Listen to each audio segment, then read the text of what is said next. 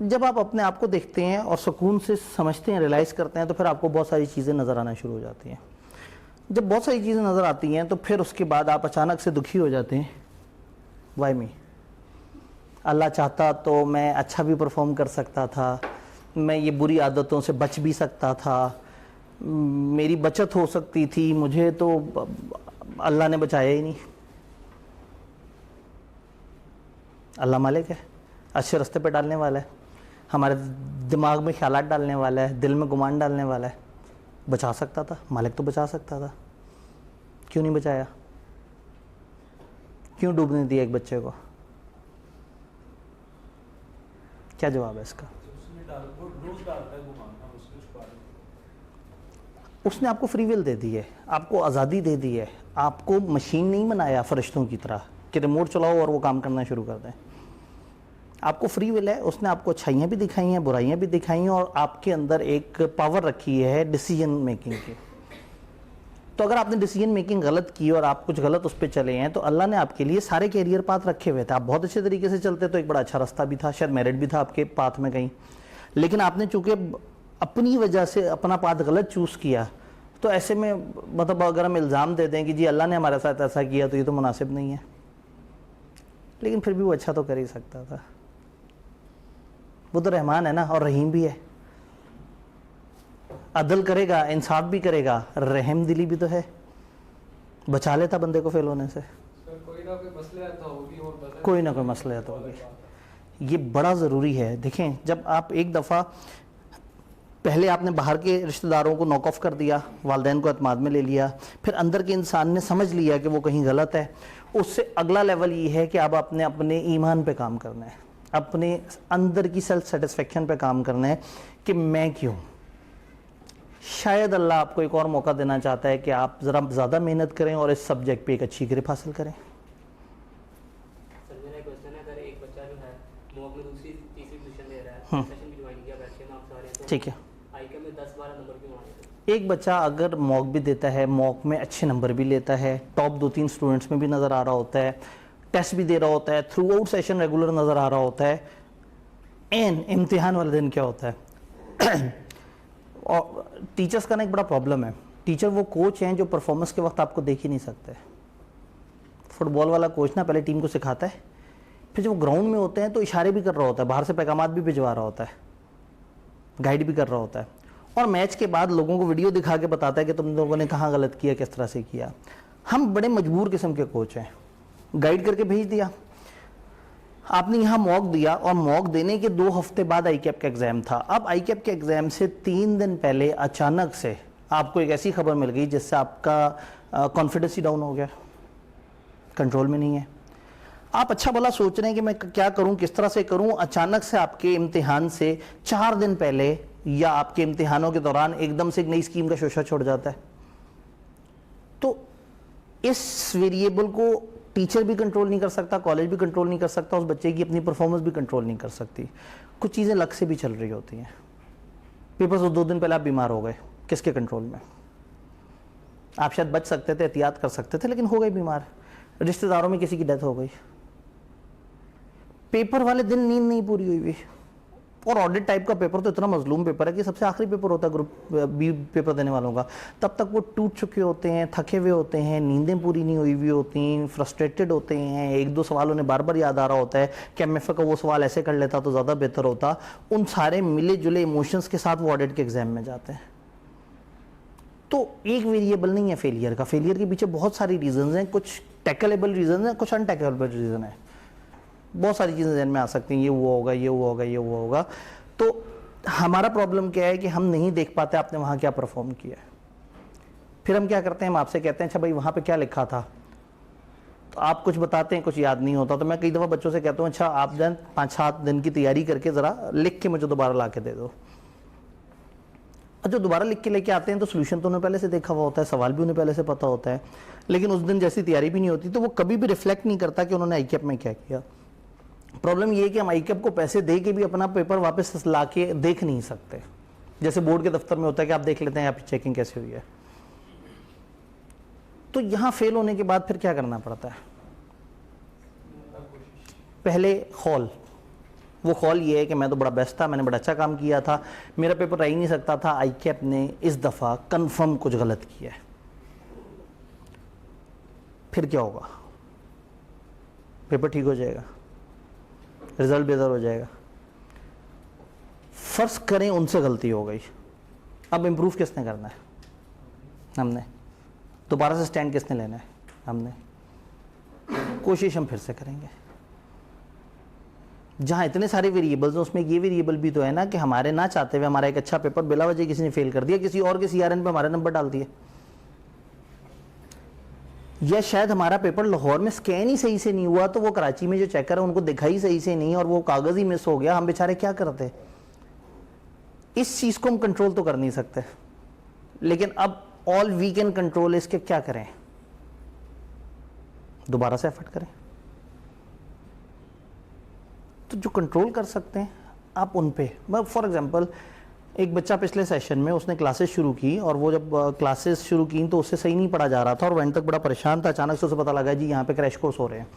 उसने ऑनलाइन जनाब हमारे क्रैश कोर्स अटेंड किए, क्रैश कोर्स अटेंड करके उसकी बड़ी अच्छी तैयारी हो गई, उसने पेपर दिया, उसका मेरिट सर्टिफिकेट आ गया। मैं नहीं लगा सकता उसका नाम, हालांकि उसने 100% मुझसे पढ़ा है। अब मैं रोना शुरू कर दूँ? मैं कहूँ मैं मेरिट सर्टिफिकेट होल्डर बच्चा जो पढ़ा ही नहीं जा रहा था उससे, उसने आखिरी 1 महीने में आके ये क्रैश कोर्स पढ़ा और उसके बाद उसे समझ आई कि अच्छा लॉ तो इस तरह से पढ़ना होता है, फलाना सब्जेक्ट तो इस तरह से पढ़ना होता है। वो करता रहा और उसने मेरिट सर्टिफिकेट ले लिया, लेकिन जिससे असल में उसने पढ़ के मेरिट लिया है वो उसका नाम नहीं ले सकता, और जिधर से वो भागा था रिकॉर्ड में तो उनके आ रहा है, तो मेरिट उन्होंने क्लेम कर लेना है। अब मैं क्या करूँगा? क्या हाल है मेरे पास? दोबारा कोशिश करूंगा। मैं अगली दफ़ा ये दुआ करूंगा कि अल्लाह करे कि मतलब मेरे अपने बच्चों में से कोई इतना सीरियस हो जाए जो अपने टीचर के क्रैश को इतने दिल से ले। हमारे बच्चों के अलावा हर बच्चा क्रैश दिल से लेता है, अपने बच्चों का तो टेकन फॉर ग्रांटेड होता है, यार यही टीचर सुनते आ रहे हैं ना 4 महीने से, इसका क्या है। लोग इतने अकीदत और एहतराम से क्रैश कोर्स में आते हैं और मुझे सबसे ज़्यादा मेल्स उन्हीं स्टूडेंट्स की आती हैं कि सर नहीं पढ़ा जा रहा था क्रैश, उनको प्यास होती है और अपने बच्चे जो है वो शराब होकर बैठे हुए होते हैं, कहते हैं यार यही टीचर है ना, ये वाली बातें तो ये रोज़ ही कर रहा होता है, पता नहीं ये इर्द गिर्द वाले बच्चे आके इतने इमोशनल क्यों हो रहे हैं। तो अब चाहे मैं दुनिया में 5000 दफ़ा तकरीर कर लूँ, फैक्ट ये है कि वो बच्चा हमारा रेगुलर स्टूडेंट नहीं था। तो कोई बात नहीं, लाइफ में जो दोबारा से मौका देगी मैं अगली दफ़ा फिर से वो करूँगा, और अल्लाह का शुक्र है हमारे पास फिर भी मेरिट तो एक आया है। तो हर साल मतलब ये 2024 की दूसरी अटैम्प्ट थी, तो मेरा बड़ा ये था कि हमारा कोई साल बगैर मेरिट के ना जाए, तो अल्लाह का शुक्र है वो गोल्ड मेडल हमारे पास FR2 में आ गया। ठीक है, सब चीज़ें सबको नहीं मिलती। हमने कोशिश की, बड़ी अच्छी कोशिश थी, ऐसी अच्छी कोशिश थी कि एक बच्चे ने मेरिट सर्टिफिकेट भी ले लिया, हमारे से ही पढ़ के, मेनली अपने कॉलेज को छोड़ के हमसे पढ़ लिया, लेकिन वो किसी और के खाते में आएगा तो आ जाए, मुझे दोबारा मौका मिलेगा, मैं अगली दफ़ा फिर से उसी जोश से पढ़ा रहूँगा, शायद उस दफ़ा कोई बच्चा अपनी क्लास में से ही उसी तरह से जज्बाती हो जाए, उसका मेरिट आ जाए। तो लाइफ में अब क्या करना है? मूव ऑन करना है, आगे बढ़ना है। सर फेलियर आता है तो हम सीखते हैं, अपने आप को एनालाइज करते हैं, इम्प्रूव करते हैं, मतलब आगे बढ़ने ही करते हैं। ठीक है सर ये ट्रॉमा आता होता है फेलियर का, पास्ट ट्रॉमा, इससे कैसे निकले ये? अगेन इन्होंने कहा फेलियर से मूव ऑन तो करते हैं, लेकिन उस ट्रॉमा से कैसे निकलें? अगर आप गौर से देखें तो मैं स्टेप बाय स्टेप वहीं से चल रहा हूँ। कहानी शुरू हुई है, ये ट्रॉमा क्यों आता है? या अंदर का इंसान परेशान है या दुनिया के सामने एक्सप्रेस होने वाला इंसान परेशान है? तो सबसे पहले हमने बात ये की है कि आपने तो सबसे पहले ये बाहर वालों को साइड पे करना है। आप सुकून से बैठे हुए हैं, कोई आके आपको ऐसी बात बोल जाएगा कि आप 2 दिन सड़े बैठे रहेंगे। पहले ये आउटसाइडर व्यू क्लियर करना है, वालिदैन को एतमाद में लेना है, गिल्ट ख़त्म करनी है और उनको अपनी साइड पे करना है कि अब आपने मुझे डिफेंड करना है, आज मुझे मार लें, आज मेरी बेइज्जती कर लें, मुझे जलील कर लें, लेकिन कल से आप मेरी टीम में हैं, कल से जो बाहर से हमला करेगा आपने मेरी तरफ से डिफेंड करना है। तो सबसे पहले आउटसाइडर व्यू कवर करें, फिर अंदर के इंसान को असल में ये रियलाइज़ कराएंगे हाँ देखो तुम्हारी गलती है, और जब गलती है तो फिर समझना होगा कि बेहतरी कैसे हो सकती है। लेकिन जब गलती समझ लेते हैं तो फिर अगला जो कन्फ्लिक्ट आता है वो क्या आता है? वो ये आता है कि आपका यकीन डावाडोल होना शुरू हो जाता है। आप वही बात है कि आप फिर अगला सवाल पूछते हैं वाई में ऐसा ही क्यों था? क्या फेल होने से ही हमेशा कामयाबी मिलती है? जो कामयाब हो रहे हैं उनको भी तो कामयाबी मिलती है। ज़रूरी है कि धक्का लगेगा तो बंदा सीखेगा? तो कभी कभी धक्के से इंसान सीखता है। कभी कभी लाइफ हमें मौका देती है और कभी कभी हमारे लिए बेस्ट प्लान वही होता है जो अल्लाह ने चूज़ कर लिया होता है, हमें नहीं नज़र आता। मैं नॉर्मली एक दो केसेस सुनाता हूँ, अब ज़ाहिर है टाइम उतना ज़्यादा नहीं है लेकिन थोड़ा सा स्मार्ट करने की कोशिश करूँगा। एक स्टूडेंट था, शायद आप लोगों ने इससे पहले भी सुना, मैंने शायद लास्ट टाइम या उससे लास्ट टाइम भी ये सुनाया था। एक हमारा स्टूडेंट था काफ़ी पहले, वो थोड़ा सा अथीस किस्म का था, खुदा पे यकीन नहीं रखने वाला। और उसने कहा सर ये ना ये सिर्फ गरीबों ने कॉन्सेप्ट बनाया हुआ खुदा का, अमीरों के लिए नहीं है। गरीब नाकाम होता है, कहता है जिसमें खुदा की कोई मसलहत होगी। तो फिर अमीर क्यों नहीं नाकाम होता, अमीर के साथ बुरा क्यों नहीं होता, हमेशा गरीब के साथ ही क्यों बुरा होता है। उसे काफ़ी बताया कि देखो अल्लाह ने तमाम इंसान बराबर रखे हुए हैं, किसी के पास आज दौलत होगी तो भाई नहीं होंगे, किसी के पास भाई हो गए तो दौलत थोड़ी सी कम होगी, किसी क्वालिफिकेशन बड़ी अच्छी होगी तो वो लाइफ में पर्सनल लाइफ में कहीं सफ़र कर रहा होगा, कोई दुनिया के सामने सक्सेसफुल होगा तो वो अंदर से शायद खुश नहीं होगा। तो बेतहाशा चीज़ें, और अल्लाह ने सारे इंसान हमेशा बराबर कर दिए हैं।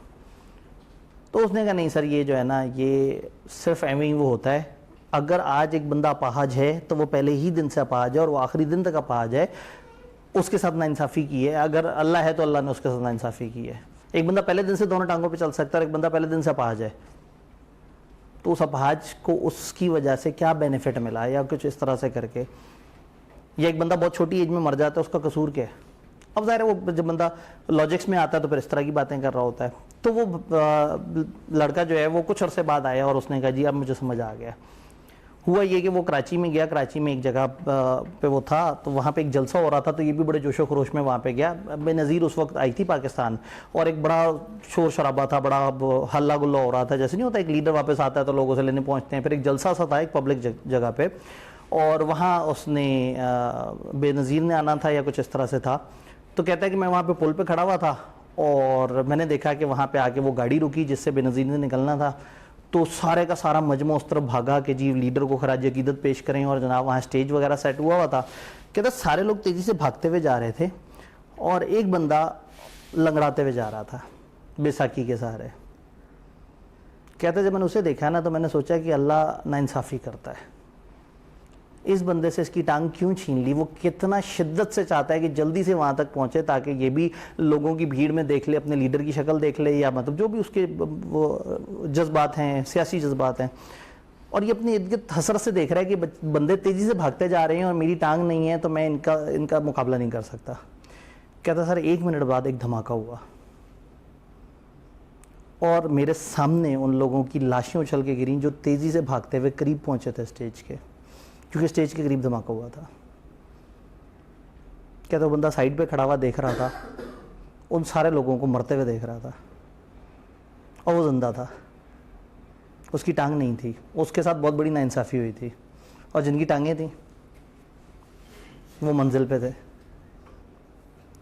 तो बड़ी क्लियर कट बात है, मतलब हमें नज़र नहीं आ रहा, लेकिन हमें नहीं पता कि कब किसकी लाइफ में क्या चीज़ किस तरह से बेहतरी कर जाए।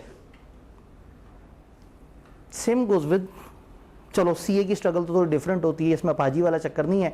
पेपर आपका सम टाइम आपका जो पेपर रह जाता है वो आपको काफ़ी ज़्यादा अपॉर्चुनिटी देता है। कुछ लोगों को शुरू में जब पेपर रह जाता है तो उन्हें समझ आ जाता है कि सी इज़ नॉट देयर फील्ड, वो कंपेटेबल नहीं है, वो अच्छे टाइम पे निकल के लाइफ में कहीं ना कहीं कामयाब हो जाते हैं। दरमियान में कुछ लोगों का पेपर रहता है तो उस पेपर से उन्हें समझ आती है कि हाँ भाई मुझे अब किस तरह से चीज़ों को बेहतर करना है, और वो आगे बढ़ सकते हैं, अपनी गलतियों पे काबू पाते हैं। कैफ का फेलियर उनको सीफैप में तेज़ी से पास करा देता है। कुछ लोगों का फेलियर उनको लाइफ में 6 महीने इजाफी दे देता है। कैफ के आखिरी एक आध पेपर दे रहे हैं और फेल हो गया, आपके पास क्या आ गए 6 महीने। पता ही लगा कि 6 महीने में आपने जब अपने ऊपर काम किया, स्किल्स पे काम किया, ऑनलाइन चीज़ों को देखा, तो पता कई दफ़ा ये लगता है कि वो बच्चा जिसके 6 महीने रुकते हैं, 6 महीने बाद अक्सर वो कहता है सर मैं सोच रहा हूँ मैं फर्म जाऊँ या ना जाऊँ, चूँकि मैं ऑनलाइन 2.5 लाख रुपये पर मंथ कमा रहा हूँ। उसको 6 महीने मिल गए होते हैं अपने आप को एक्सप्लोर करने के, और दूसरा बंदा तो धड़ाधड़ पढ़ाई की जंग में लगा हुआ होता है। तो यू नेवर नो कि कब कौन सा फेलियर आपको किस तरह से फ़ायदा दे जाए। तो इसमें मैं फिर जो मैंने कहा कि 2-3 किस्से होते हैं, उनमें से एक किस्सा मेरा अपना था कि मैंने एक टाइम पे मुझे समझ आ गया था कि इस वक्त मेरा पेपर फेल होगा तो मुझे फ़ायदा है, और फिर मैंने दुआ की थी मेरा पेपर फेल हो जाए, और फिर पेपर फेल हुआ और मुझे फ़ायदा हुआ ज़िंदगी में। अब इसी तरह से आप लोगों के ज़माने में PRC कैफ, हमारे ज़माने में मॉड्यूल ABCD होते थे। मॉड्यूल 8 दिया 3 पेपर थे, तीनों पास फर्स्ट अटैम्प्ट, B दिया 3 पेपर थे, तीनों पास, C दिया 3 पेपर थे, तीनों पास, D दिया 4 पेपर थे, 4 पेपर दे दिए। यानी कि कैफ के टोटल 13 पेपर होते थे, पीआरसी प्लस कैफ के मिला के, जो आज के दौर का पीआरसी, हमारे ज़माने में मॉड्यूल ABCD होता था। उस वक्त ICAP क्या करता था, कॉलेज वाइज रिजल्ट देता था और वो स्टूडेंट वाइज रिजल्ट देता था, क्योंकि उस वक्त कॉलेज से रजिस्ट्रेशन ज़रूरी होती थी। तो 35 ऐसे लोग थे पूरे पाकिस्तान में जो फर्स्ट अटेम्प्ट में मॉड्यूल C तक पास करके आगे गए थे। शुरू किया था पता नहीं कितने हज़ार ने, और 35 वो थे जो फर्स्ट अटेम्प्ट में A, B और C क्लियर करके बैठे हुए थे। आखिरी जो पेपर दिए 4, वो सबसे ज़बरदस्त हुआ। इतना ज़बरदस्त ना मॉड्यूल A हुआ, ना B हुआ, ना C हुआ, ना D हुआ। और उन सारे ज़बरदस्त में जो सबसे ज़बरदस्त हुआ वो ऑडिट का पेपर था, क्योंकि ऑडिट में मैंने मॉक में टॉप किया था, मिड टर्म में टॉप किया था। मेरे फेवरेट टीचर पढ़ाए थे जाफ़र साहब, जो पैक के ओवरऑल जो प्रिंसिपल हैं। आजकल शायद सलाउद्दीन साहब ने ज़रा टेकअप किया हुआ चीज़ों को। तो वो फैंटास्टिक टीचर, और मतलब मैंने इतना कुछ सीखा उनसे, और मुझे था कि इनके सब्जेक्ट में ना मैंने टॉप करना है पाकिस्तान। हमारे ज़माने में मेरिट सर्टिफिकेट वगैरह नहीं होते थे, अगर होते तो I was that much sure कि इस सब्जेक्ट में तो मैंने ही वो करना है। बेतहाशा स्टूडेंट्स थे कॉलेज में, मिड टर्म में, फाइनल मॉक में, हर जगह मैं पूरे कॉलेज में टॉप कर रहा था। तो वो जो 4 पेपर थे उनमें से सबसे ज़बरदस्त जो मुझे पेपर आता था वो ऑडिट था। मेरे अपने नोट्स बने हुए थे, लोग जाके फ़ोटो कॉपियाँ कराते थे और वो कहते थे यार ऑडिट जैसा इसको आता है ना और किसी को नहीं आता। पेपर देने के बाद जब सबसे पता किया कि भाई पेपरों के बाद क्या करना होता है, आपके दौर में तो सोशल मीडिया वगैरह ज़रा ज़्यादा कॉमन है, हम लोग अपने तौर पे खुद ही से टकरे मारते थे। तो सबने कहा भाई फर्म में अप्लाई करना है, और ये जो अच्छी अच्छी फर्म्स हैं ये लाहौर में भी एप्लीकेशंस लेती हैं और कराची में भी एप्लीकेशन लेती हैं, तो दोनों जगह अप्लाई कर देना चाहिए एहतियातन, ताकि उधर हो जाए तो बंदा वहाँ ज्वाइन कर ले, इधर तो यहाँ ज्वाइन कर ले। उस वक्त इतना ही बताया क्या था। मैं जनाब लाहौर में पता किया, उन्होंने कहा जी हम तो रिजल्ट के बाद एप्लीकेशंस लेंगे। 1-2 फर्म ने अपना हल्का फुल्का प्रोसेस शुरू किया, बाकियों ने कहा हम रिजल्ट के बाद देखेंगे। कराची पहुंच गया, कराची में अप्लाई किया। हुआ ये कि जब अप्लाई किया तो मेरी अंडरस्टैंडिंग ये थी कि अगर वहाँ भी ज्वाइनिंग हो जाए तो वो कहेंगे रिजल्ट के बाद आ जाओ जब कैफ कंप्लीट हो जाए। हुआ ये कि वहाँ पे 2 फर्म्स ने इकट्ठे ही ज्वाइनिंग दे दी, फर्गूसन के PMG। उन्होंने कहा जी आप ज्वाइन कर लें। उस वक्त मेरी प्रेफरेंस उन दोनों के हिसाब से, मैंने कहा हाँ भाई, मैंने सुना इधर उधर से, सब ने कहा कि हाँ भाई फर्गूसन को आप प्रेफर करो। मेरे अपने कज़न ने भी काफ़ी अर्से पहले फर्गूसन से किए थे आर्टिकल्स, उन्होंने भी ये मशवरा दिया। वहाँ पे मैं गया, मैंने कहा जी वो मैंने ज्वाइनिंग देनी है लेकिन मेरा तो अभी पेपर रहता है, तो रिजल्ट के बाद आना है ना। उन्होंने कहा क्या मतलब है, कल से आ जाओ। मैं कहा जी कल से ज़रा थोड़ा सा मुश्किल है, मुझे थोड़ा सा मार्जिन दे दें कि मैं अपना सामान वगैरह उठा लूँ। मैं लाहौर में पढ़ा था तो लाहौर में कुछ सामान पड़ा हुआ है, फिर मेरे फादर का ताज़ा एक और शहर ट्रांसफ़र हुआ है, सरगोदा से भावलपुर ट्रांसफ़र हुआ था, तो मैं वहाँ पर जाके अपनी कुछ निज़ाम देख के आता हूँ। तो उन्होंने बड़ी मुश्किल से मुझे 7 दिन का टाइम दिया। जब मैं घर वापस आया तो पता ये लगा कि मेरे फादर चूँकि सरगोदा से ताज़ा भावलपुर शिफ्ट होकर आए थे, उनको एक बड़ा ख़तरनाक सर्वाइकल पेन हुआ था, गर्दन में उनके वो कॉलर डल गया और वो शदीद पेन में थे। एक नया शहर था, उस नए शहर में उन्हें समझ भी नहीं आ रहा था कि क्या करना है, और बिल्कुल अकेला अकेला सा फील कर रहे थे। चूँकि रिसेंटली ही मेरा भाई जो घर में वालिदैन के साथ होता था वो उसको UK पढ़ने के लिए उन्हें भेज दिया था। सबसे बड़ा भाई एयरफोर्स में था, वो भी घर में नहीं था, और मैं लाहौर होता था, मैं वीकेंड्स पे सरगोदा चला जाता था। उनको उधर से सरगोदा से भावलपुर ट्रांसफ़र हुआ, और मीनवाइल जो घर में उनके साथ भाई होता था वो बाहर चला गया, और मैं अपने कैरियर के लिए कराची पहुंचा हुआ था। लाहौर में बंदा मौजूद होता तो हर वीकेंड पर आराम से बंदा सरगोदा जा सकता है या भावलपुर जा सकता है। सरगोदा 2.5 घंटे के फासले पे था, भावलपुर 6 घंटे के फासले पे था। तो लेकिन मैं तो कराची चला गया था। अब जब उन्हें देखा उनकी तकलीफ़ इस तरह से, मैंने वहाँ कराची रब्ता किया। मैंने कहा जी वो छुट्टी मिल सकती है या मैं थोड़ा देर से ज्वाइन करूँ। उन्होंने कहा नहीं, आपको जो तारीख बताइए आपने उस पर ज्वाइन करना है। वालिद को बताई सारी सिचुएशन, और वो बेचारों ने यही कहा कि बेटा तुम जाओ, तुम्हारा कैरियर इंपॉर्टेंट है। मैं असेस नहीं कर सका उस टाइम पे कि वो बिल्कुल भी ये नहीं चाह रहे कि मैं जाऊँ, लेकिन उनके लिए मेरा कैरियर इतना इंपॉर्टेंट है कि उन्होंने अपनी तकलीफ बर्दाश्त करके मुझे जाने दिया। मैं वहाँ गया तो फिर वहाँ जाके मुझे एहसास हुआ, मदर से फ़ोन पे बात हुई, फादर के कुलीग से बात हुई, तो उन्होंने कहा कि बेटा वो तो बहुत मुश्किल में है, तुम किसी तरह से कराची छोड़ के आ नहीं सकते। मैं जनाब वो फॉर्म वालों के पास पहुँचा, मैंने कहा जी आपने ज्वाइनिंग तो मुझे दी है, लेकिन अगर मैं बाद में रिज़ल्ट के बाद आ जाऊँ, मैं थोड़ा सा टाइम लगा लूँ। तो उन्होंने कहा मजाक समझा हुआ है, तुम्हें हमने ज्वाइनिंग दी है, इतने 1000 बंदों में से इतने से बंदों को हमने ज्वाइनिंग दी है, तुम्हारी ज्वाइनिंग हो गई है, अब विड्रॉ का कोई ऑप्शन नहीं है। ठीक है, करवा घूंट भर के वो कर लिया। थोड़ा सा आगे बढ़ा तो पता लगा कि मुझे उस ग्रुप में डाला था जो बैंकिंग वाला ग्रुप है। वहाँ पे ना 3-4 ग्रुप बने हुए थे कि इस वाले ग्रुप के लोग बैंकिंग के ऑडिट करेंगे, इस ग्रुप के इस तरह से। तो वो उस ग्रुप में थे ही सारे बैंक्स वगैरह, और मैं हमेशा से बैंक से भागा हुआ था। तो सबने ही बताया कि जो इस ग्रुप में आर्टिकल्स करता है उसको जॉब भी फिर बैंक में मिलती है और बड़े अच्छे तरीके से उसका बैंकिंग में कैरियर चल पड़ता है, जो मेरे लिए बहुत बड़ा नो था लाइफ में। मेरी अपनी कुछ पर्सनल रिलीजियस रीजंस थी।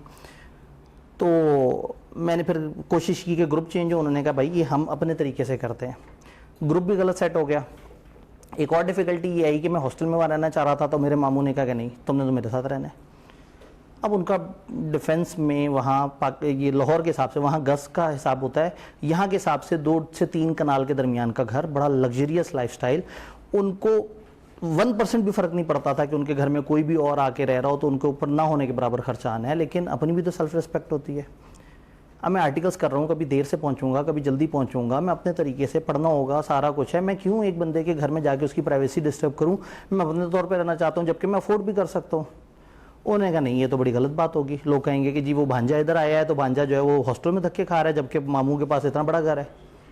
अब वो जनाब ज़बरदस्ती वो अपने घर में, अब उनके घर का मतलब है कि बिल्कुल ही अपने आप को बाउंड कर लेना, अच्छे टाइम से घर से निकलना, अच्छे टाइम पे आना, जब जब लेट हो उन्हें कॉल करके बताना आज मैं देर से आऊँगा, फब में लेट सिटेंगे। तो मुझे लगा कि मेरी तो जो पर्सनल आज़ादी है वो भी सल्ब हो गई है, रिलीजियसली भी मज़ेदारी नहीं रही थी।